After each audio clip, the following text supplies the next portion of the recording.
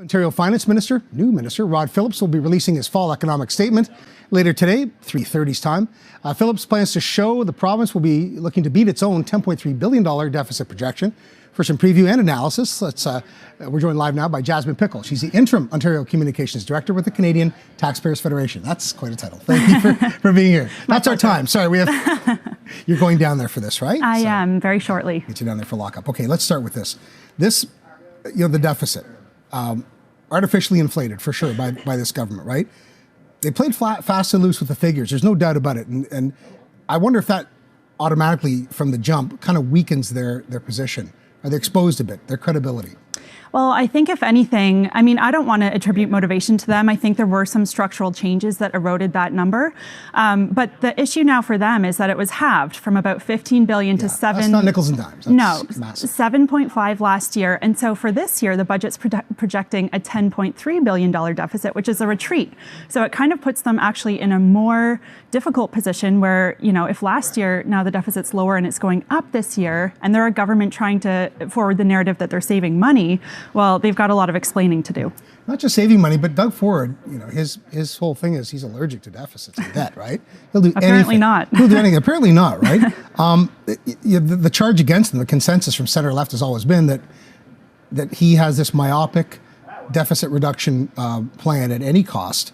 And I wonder how much pressure Rod Phillips is under to outlast and outperform Vic Fedeli, his finance minister, too. That's got to be in people's minds. So it's such an interesting narrative because everyone likes to talk about Ford cuts. I think that's all that we heard in Ontario during this past federal election. But what I would ask the Prime Minister and the big union bosses talking about Ford cuts is what cuts?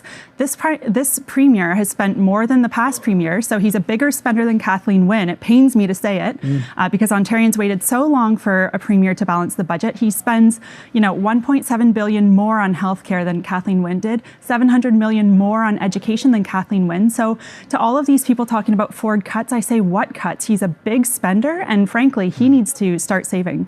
Well, Doug Ford's gospel's always been we have, on any level of government, whether he's in it or looking at it and observing it, is we have a spending problem. And the unions have been clear just a few days ago. They were out there preaching that we have a spending problem, or a revenue problem. That's a big bridge to gap, and he has to win labor. That's the biggest job right now, beyond today's theater, is getting this contract with the teachers done. That's huge, right? So I would actually argue, the unions are never going to support Ford. They thought that Dalton McGuinty was a bad guy. So I don't think Ford is ever going to get a vote from, the big union bosses. But what I will say is I was in committee on Monday morning to talk about whether government workers should get this raise. The government's offering them 3% over 3 years.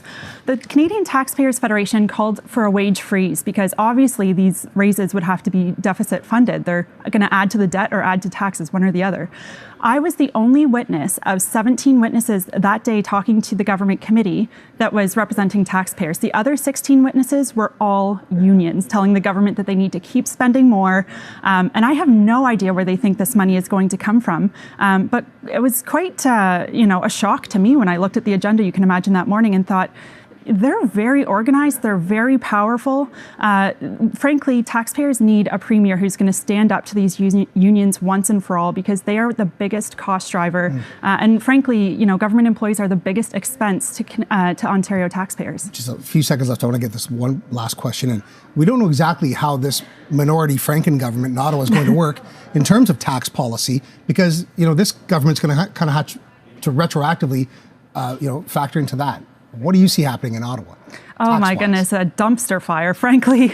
Minority governments are always more expensive, especially when you're trying to please a coalition. There's some pork barreling there. Yeah. But, Justin Trudeau at least pretended last time he was elected that he was going to balance the budget. He was $20 billion off this year.